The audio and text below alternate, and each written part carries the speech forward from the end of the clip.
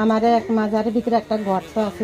মাজারের ভিতরে একটা গর্ত আছে? হ্যাঁ, মাজারে বরাবর বাজানের পায়নি একটা গর্ত আছে। ওই গর্তের ভিতরে আমার লুকে হেলাইছে। ওই গর্তের ভিতরে আপনি লুকে গেছে? ওই গর্তের ভিতরে লুকে হেলাইছে। এখন সবাই আমার টোকাইতে আছে। তৃণমূলের নেতা, আমার মেয়েরা কান্দাকাটি করে। বাঁশখালীর একটা মেয়ে ছিল, নাম ছিল আনোয়ারে।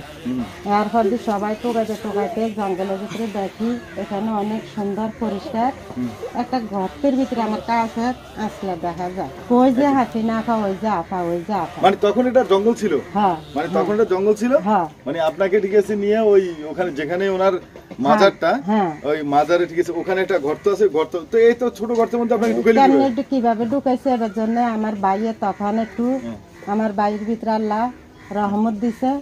এই গর্তের ভিতরে আমার তো 2 ভাগের 1 ভাগ শরীর নাই।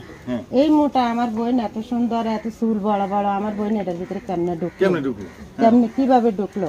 নিশ্চয় এখানে আল্লাহর কোন লীলা খেলা আছে। বাংলাদেশ এই শহীদ গাজীর বাংলাদেশ, রহম করুন আল্লাহ। খাদেম না, ওনারা কিছুই না। ওনারা আমার খেজমত করছে। আমার ভাইরা করতে পারতো না। আমার ভাইরা ব্যবসা বাণিজ্য বিদেশে থাকে, তাহলে এখানে তো আমার খেজমত করি না কেউ নেই। তখন এখানে যেন আল্লাহর ওলি। আসলে চলে যাচ্ছিলাম খাজা গাইবি কুতুবুল্লাহ শাহ, কুতুব শাহ, ওনার মাজারে ভিডিও করা কমপ্লিট, কিন্তু ততক্ষণে আমি অন্য একটা খবর পেলাম যে আসলে এই মাজার নিয়ে কিন্তু আরো অনেক রহস্যজনক ঘটনা আছে এবং এই মাজারের কেন্দ্রিক এমন কিছু ঘটনা আছে যেগুলো আসলে না শুনলে নয়। আমি এখানকারই একজন মহিলার সাথে কথা বলবো যিনি অনেকদিন পাগল ছিলেন, বোবা ছিলেন। কেন পাগল ছিলেন, বোবা ছিলেন এবং ওনার মুখোমুখি হোক। চলুন, আসলে অনেক সত্য ঘটনা আজকে মনে হয় বাইর হবে, আশা রাখতেছি। ভিডিওটার সঙ্গে আল্লাহর বাংলাদেশ এই শহীদ গাজীর বাংলাদেশ, রহম করুন আল্লাহ। দর্শক, আমি কিন্তু এই সিঁড়ি দিয়া মাজার থেকে নামছিলাম, এটার উপরেই সিঁড়ি। তো আমি যার সাথে কথা বলবো উনি আমার সামনেই আছে। তো আসলে আমরা এই জায়গায় বসবো, এই জায়গায় বসে আমরা একটু ঠিক আছে আপনার সাথে কথা বলবো। দর্শক, মর্মান্তিক আর দুঃখজনক কিছু ঘটনা এই মাজার কেন্দ্রিক বাস্তব ঘটনা খুব অল্প সময়ের মধ্যে ঘটেছে। এই আপার সাথে ঘটছে, সেই আপাকে নিয়ে আমি আজকে আমার ভিডিওর আসলে কি বলতাম যে আমি আমার এই ভিডিওর কন্টেন্টটা মনে হয় একটু ভিন্ন ধারায় বা ভিন্ন দিকে চলে যাচ্ছে। তো যাই হোক, আপার থেকে শুনবো ওনার বাস্তব ঘটনা, যে এই মাজার কেন্দ্রিক ওনার কিছু মর্মান্তিক দুঃখজনক ঘটনার গল্প শুনবো। আপা, আপনি যেটা বলতেছিলেন যে আপনি এখানে থাকেন 2004 সাল থেকে। আপনার দেশের বাড়ি চাঁদপুর শাহরাস্তিতে। তো আপনি ওখানে থাকা অবস্থায় আপনার ছেলে মারা গেছে, 10 বছর বয়সে ছেলে মারা গেছে। মারা যাওয়ার পরে তারপরে পাগল হয়ে গেছি। পাগল হয়ে যাওয়ার পরে 6-7 বছর পাগল ছিলাম। আর কথা বলতে পারতাম না। যাই ভালো হয়েছি, এই পাগলের মাধ্যমে আমার মেয়ে হয়েছে। মেয়ে হওয়ার পরে দিয়ে আবার 2002 সালে আমার দ্বিতীয় মেয়ে হয়েছে। আর পরে দিয়ে আমি কোনো পাগল আমি কোনো যাই নাই, আমার এই পাগল আছে। তারপরে দিয়েছে মেয়েরে ফালাই দেই, মারে মারি, বাপেরে মারি, আমার স্বামীরে মারি, চাচা শ্বশুর সবাই চিনি যে রাস্তাতে আমার সবাই ধরি আনতো, আনি বাড়িতে রাখতো। বাড়ি হলো আমার স্বামীর বাড়ি, যারা অনেক ভালো আছে, অনেক আমার মা বোনের থেকেও আমার খেজমত যত্ন করছে, ভালো হয়েছি। ভালো হওয়ার পর ঘরে রাখছে, বান্ধি রাখতো। রাখার পরে দিয়ে আমার 2004 সালে আমার ছেলে হয়েছে নভেম্বরের। মানে একটা ছেলে মারা গেছে, তারপর একটা মেয়ে হয়েছে, তারপর ছেলে হয়েছে। তো তখন কি আপনি পাগল অবস্থায় ছিলেন? পাগল, কথা বলতে পারতাম না। পাগল, কথা বলতে পারতেন না? তখন এখানে আসছি, আবার হাঁটতেও পারতাম না। আর পরের দিয়ে আমার ছেলে হয়েছে। ছেলে হওয়ার পরের দিয়ে আমি কিছুদিন কথা বুঝতেছি আমার ছেলেটা, আমার ছেলে দেয়। আর ছেলের অসুখ 9 মাস অবধি, ছেলে 8 মাস অবধি কোনো চোখ মেলি চায় না। চোখ মেলি চায় না, কান্দা কাটি। দুনিয়ার কবিরাজ হাজিগঞ্জ আলিগঞ্জ মেডিকেল ছিলাম, তাই চাঁদপুর সদর হাসপাতালে লই গেছি। ওইখান থেকে মতলব নিয়ে গেছি। মতলব নেওয়ার পরে দিয়ে ওইখানে আমার রিলিজ করে দিয়েছে। দেওয়ার পরে দিয়ে আমার পরনে শুধু একটা বোরকা আর একটা পেটিকোট ছিল। তখন আমার ছেলেকে নিয়ে আমি গেটে দাঁড়ায় রয়েছি। দাঁড়ায় থাকার পরে দিই পরিচিত এক ডাক্তারে বলতেছে, খালা তুমি কান্দো না, তোমার সাথে আর কেউ না। আমি কেন, আমার স্বামী আমার ফুফা শাশুড়ি বাড়ি গেছে, নাগদা চলে গেছে। তখন দেখি আমার বাসুর আর আমার স্বামী এসে। আয়া কয় তুমি এখানে কেন? আমি কই ও বেলে বাঁচবে না, ওর লই কইছে বাড়িতে চলে যেতাম। এরপর দিয়ে আমার নন্দে জামাই আমার এক কবিরাজের কাছে লই গেছে, নেওয়ার পর দিয়ে ওই কবিরাজে কন্ট্যাক্ট করছি 12,000 টাকা। 12,000 টাকা কন্ট্যাক্ট করার এটা পরে কি আপনার ওই কবিরাজ বাড়ি কি আপনার দেশেই ছিল? হ্যাঁ, মতলব পালাই নাগদা। হ্যাঁ, ওইখানে গেছে। এরপরে দি আমি 3 দিন ছিলাম। আচ্ছা 3 দিন থাকার পরে দি আমার ছেলেদের সাথে সাথে চোখ মেলছে। আচ্ছা চোখ মেলার পরে দি অনয় কবিরাজে আমার কাপনে দড়ি রান্না দড়ি রেখে আমার দোনো হাত এইগুলা আমি আর লাগাইতে পারিনি। আমার এগুলা আটকে রয়েছে। আর আবার পানি দিছে, দেওয়ার পরে দিয়ে আমি হাত ছাড়ি দিছি। আমার ছেলে কি সুন্দর আনন্দ চোখ। তখন আমি ওই কবিরাজের পা ছাড়ি ধরছি। আমি কি আমার ছেলে 9 মাস 8 মাস পরে আজকে আমাকে দেখছে। আমার এই জীবনের আর কোনো দুঃখ নেই, আপনার বাড়িতে আমি 3 দিন থাকবো। কিন্তু আমার বাড়ি অনেক দূরে, আমি কোনো আসতে পারবো না। তারপরে দিকে সমস্যা না। তারপরে দিয়ে কুকুরটা শরীরের বাড়িতে রয়েছি। থানার পরে দিন আমার ছেলে ভালো হয়েছে আর বলছে আমি যেই বাড়িতে থাকি ওই বাড়িতে আমার সমস্যা। ওই বাড়িতে একটা কেল্লাটা হাঁটে, ওটার নজর হচ্ছে, পরীর নজর পড়ছে। এই কারণে আপনার বড় ছেলে মারা গেছে, মারা যাবে বলছে। আর আমি 3 দিনের দিনে ঘর বাড়ি সব বিক্রি করি আমার ছেলেকে নিয়ে আমি এই বনে ঢুকছি। ওখানে কি এখন আপনার কিছু নেই? না, ওইখানে আমার কিছুই নাই। মানে আপনার টামটাই তো আছে, আপনার বাপের বাড়িতে আছে? বাপের বাড়ি টামটা নাই, মানে ঘর বিড়াও বিক্রি করে সব বিক্রি করি আমি এখানে আইছি। আমি তো আল্লাহ বাঁচবো, আমি এখানে চলে যাবো। আমি 7 দিন এক বেলা ভাত খাই, আমি তবু আমার ছেলে যেন আমার মা বলি একবার ডাকবে। আচ্ছা আচ্ছা এটা বলছে। আর পরে দিয়ে আমার ভাইয়া আমার এই জঙ্গল নিয়ে আসে। আর আসার পরে দিয়ে আমি আবার কথা বলতে পারিনি। আচ্ছা আপনি এখানে আসছেন কিভাবে? এই ছিন্নমূলে কিভাবে আসছেন? আমার ভাই নিয়ে আসছে। আমি যেন কইছি আমার ছেলেকে আপনার ভাই কোথায় থাকতো? ভাই থাকতো আপনার বদ্দারাত। হ্যাঁ সবারাতের দিন এই আমার ভাইয়ে মাংস লই আইছে, গরুর মাংস 5 কেজি আনছে, অনেক বাজার সাজার লই আইছে। আমি তো আর রান্না করতে পারি না। একটা নানি ছিল, উনি আমার ঘরে মারা গেছে, এখানে দাফন করছি আমি। তারপরে দিয়ে অনকিছে উনি রান্দি বাড়ি লইছে। লওয়ার পরে দিয়ে এই যে মুরব্বী আপনার সাথে যে খাদিম কইছে না, ওনার আব্বা আইসে রাত্রে আমার ভাই এসে। আসার পরে দিয়ে আমি তো আমার একটা ভাই আবার দাখিল পাস করছে।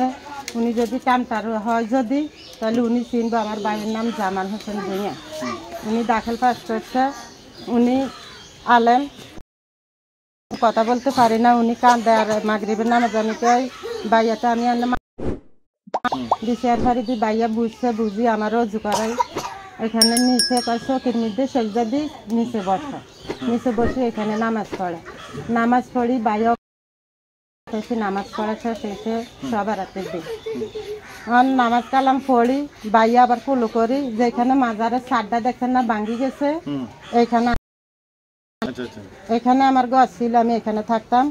ওইখানে ঘরে অনেক রাতে 12টা-1টার দিকে ভাই কেন যেন আল্লাহ কই ডাক দিছে। আর পরে দি একটা আওয়াজ হয়েছে, হে আল্লাহ আমি আলেম হয়েছি, সংসার আমি আপনার ফরজ আদায় করতে পারি না, মা বোনের পেট চালাইতেছি, মা বোনের ইয়ে করতেছি। আল্লাহ যে হক আমার আদরের বোন, আমাদের 7 ভাইয়ের এক বোন, আল্লাহ তুমি যে হক সব আল্লাহ সৃষ্টিকার। এটা কই ভাইকে আমি আল্লাহ রাস্তায় 4 রাকাত নামাজ আদায় করি। আল্লাহ একটা ডাক যদি শুনি কি জন্য এরকম। আচ্ছা বিচার পরে দি 2টা আওয়াজ দি বলছে তোর বোন সরষের তেল বোতল পানি দিস, বাতি জ্বালাস। বলছে আর দি বাতি আছে না, ভাইয়া বুঝে নাই, আমিও বুঝি না, আমি তো কথাই বলতে পারি না। তারপরে দি ভাইয়া কিসে দৌড়াইতে বদ্দারাত গেছে। আমার হে বাই ঘর লই আইস আয় আর দি সরষের তেল আনছে। ওই বাই যেখানে নামাজ পড়ছে ওইখানে নামাজের মধ্যে টিচার পানির বোতলটা দিছে। দিছার পরে দি কইছে তেলটা আমার গায়ে মালিশ করতে পায়ের মধ্যে, আমার এই পায়ের মধ্যে এখানে আলগারো, এখান থেকে এখানে আলগারো।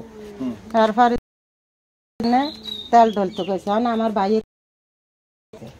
মালিশ করে আর এখানে তেল মালিশ করতে আছে। 2 দিন বারে বুধবার সেদিন আছিল, বৃহস্পতিবারে আমি ভাই কই ডাক দিছি, ভাই আমি চা খামো লাগে দি আমার ভাইয়া আমার হাজা করি ধরি কুলো লই। আমার ভাইয়া কান্দি আল্লাহ আমার আর এই জীবনে দুঃখ নাই। আমার ভাই গো 7 ভাইয়ের রুজি বোনের পিছিয়ে ডালছি, আজকে আমার ভাই বলি ডাক দিছে, আমার আর দুঃখ নাই। ভাই দৌড়াতে দৌড়াতে আবার বদ্দার আগে ভাই চলি আইছে, কেউ আপেল লই আইছে, কেউ আঙ্কুর লই আইছে, কেউ চা লই, কেউ দুধ লই, মানে ভাইয়েরা কি যেন পাইছে এটা বলার বাহিরে আমার ভাইয়েরা। আনানোর পরে দি আমি বাইকে ডাক দিছি, আর পরে দি সকালে দিয়ে আমি নিজে নিজে দাঁড়াইতে পারছি।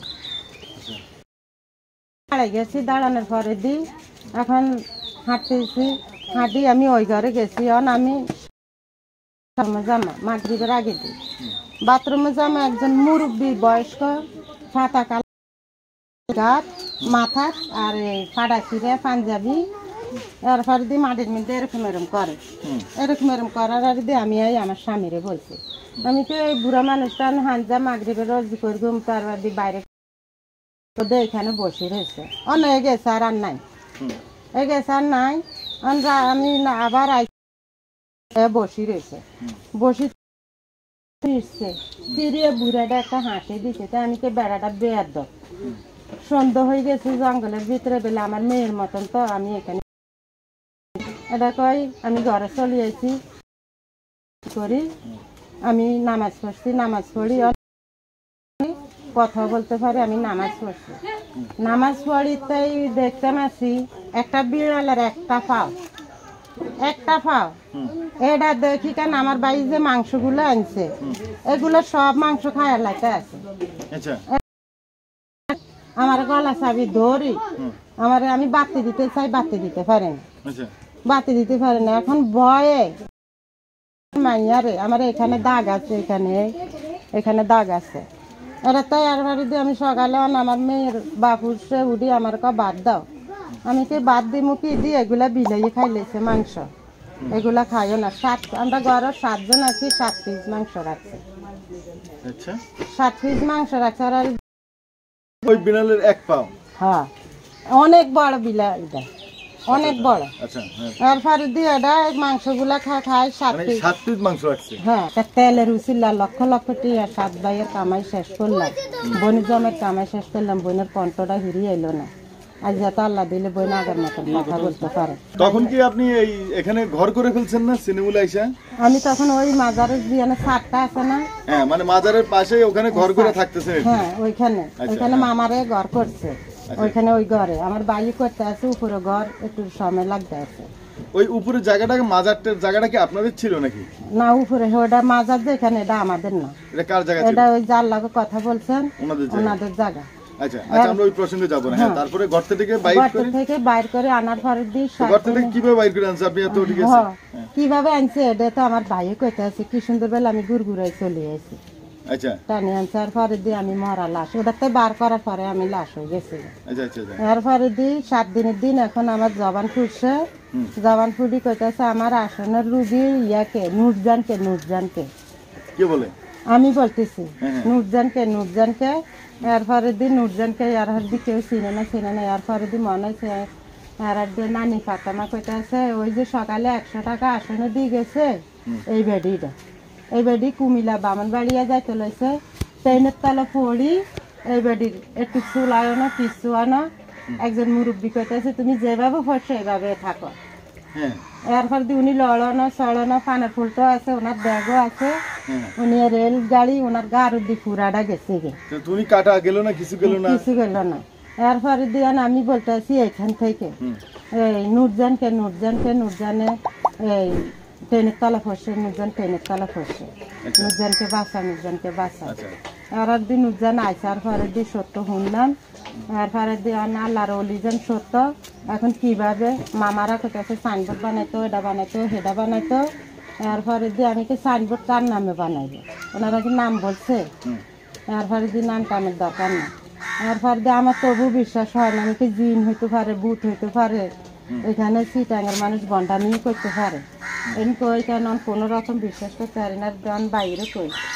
আবার আমার এই আশেপাশে লোকজন ছিল, আমি কই একটা কাজ করেন, উনি যদি আল্লাহর ওলি হয় একটা সাদা কাগজ যদি দেয় আবার মামারে বিশেষ করে না হয়তো ইবা আবার মিশা হতো ইবা নিজে লেখিও হয়তো আনতে পারে এবারে আর ঘরে সারাক্ষণ রাখতে রাখি দেন আর আপনারা 6 জন এনে ফাড়া দিয়ে রাখবেন আর ফরিদি ফাড়া দিছে জঙ্গল ফাড়া দিছে এই গর্তটা মুখের কাগজটা দিয়ে রাখছে এই লেখছে হ্যাঁ এইভাবে দিয়ে রাখছে এইভাবে গর্তের মুখে কাগজ দিয়ে রাখছে গর্তের ভিতরে আপনি ঢুকাচ্ছিলেন হ্যাঁ ওই গর্তের মধ্যে এইভাবে দিয়ে রাখছে আর ফরিদি বলছে আমার নাম হযরত আল হাবিব কুতুব আউলিয়া আমার খেজমতদার মোসাম্মদ হাসিনা বেগম এই দুইটা নামে লেখছে আর লেখছে আল্লাহু আকবার বিসমিল্লাহির রহমানির রহিম এই শব্দগুলো লেখছে লেখার পরে দি মামারে দিছে আর দি মামা সাইনবোর্ড লেখি এনেছে লেখি আনানোর পরে দি এখানে সবাই মাজার রয়েছে সবাই দান সদগা সবাই দিতেছে আইতেছে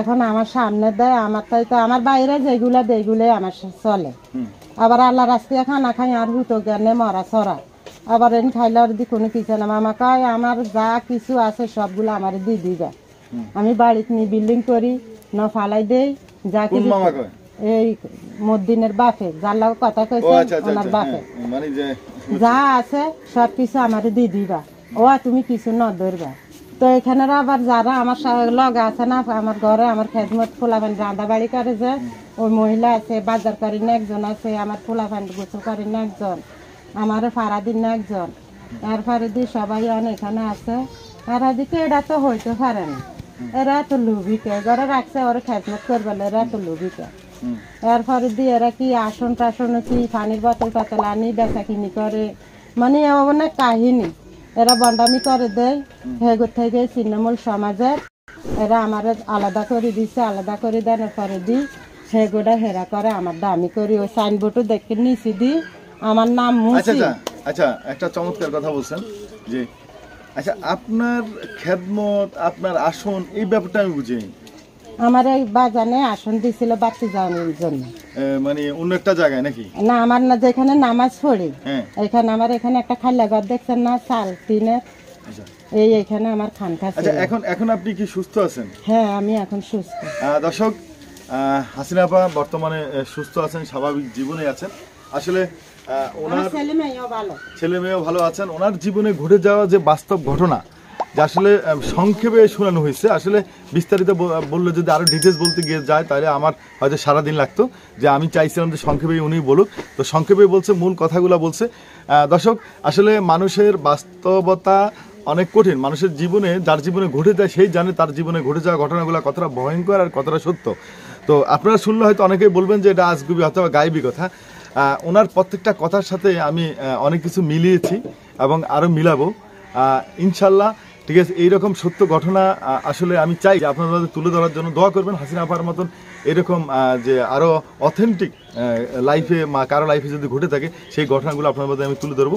এবং এটা যে হাসিনা আপার ঘটনা সত্য, সেই সত্যতা নিয়েই বিশ্বাস করেই আজকে বিদায় নিচ্ছি। আল্লাহ হাফেজ।